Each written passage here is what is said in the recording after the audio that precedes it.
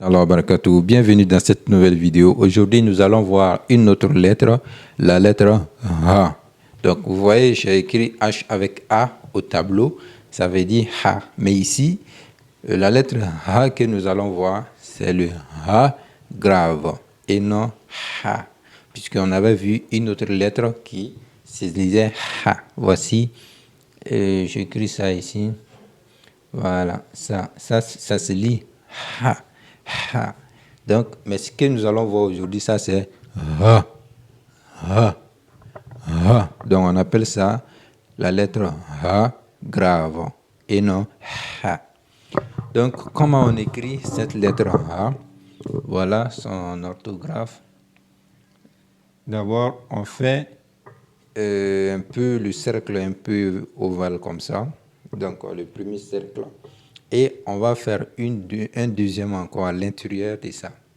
Donc, on refait ça comme ça. Voilà. C'est bon. C'est comme si on a fait un cercle à l'intérieur d'un autre cercle.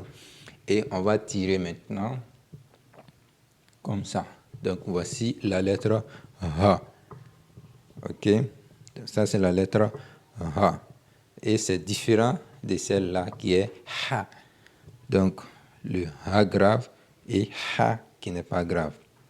Et cette lettre H, elle change aussi ses formes en fonction de son emplacement. Donc, des fois, vous allez voir même, vous n'allez pas reconnaître si c'est la même lettre ou pas. Ok, voilà pourquoi j'ai écrit ici les différentes formes de la lettre H en fonction de son emplacement dans le mot. Donc, vous avez ici sa forme isolée lorsqu'elle n'est pas collée à une autre lettre. Elle est isolée. Donc, voici sa forme isolée en ces moments. Donc, comme dans l'exemple ici, vous voyez Hazihi.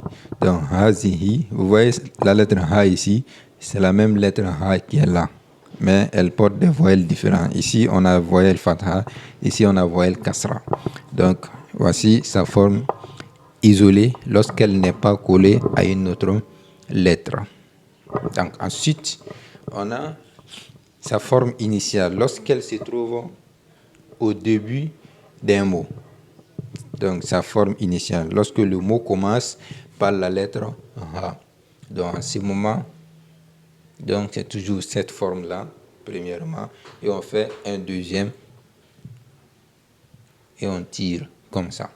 Donc, voici sa forme initiale, lorsqu'elle se trouve au début du mot. Lorsque le mot commence par cette lettre-là, elle prend cette forme. Donc, comme vous avez dans l'exemple Hadiyatun, qui signifie cadeau. Ça, c'est sa forme initiale. Maintenant, sa forme médiane, c'est à peu près comme la forme initiale. Donc, juste ici, on ajoute le tiret de liaison qui va lier la lettre à la lettre qui la précède. Donc, ensuite, on construit la lettre elle-même avec le tiret de liaison après. Donc, comme dans l'exemple, vous voyez ici mashhurun.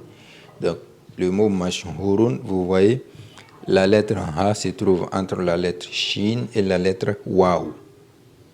Donc, et elle prend la voyelle Doma. Donc, ça devient Hu. Hu. Donc, mashhurun. Et après ça, nous avons la forme finale. Donc, lorsque la lettre se trouve à la fin du mot et elle est collée à une autre lettre. Donc, par exemple, c'est comme ça d'abord et on tire comme ça. OK. Donc, vous avez ça et vous allez ajouter ça. Vous voyez, c'est très simple à écrire. Donc, c'est ça la forme lorsque la lettre H se trouve à la fin du mot et elle est collée à une autre lettre. Donc, elle change complètement.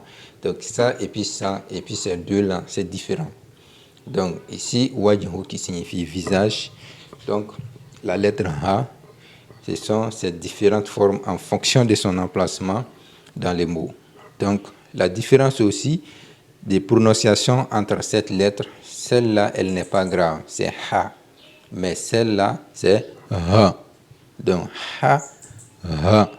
Donc, il faut aussi faire la différence des prononciations.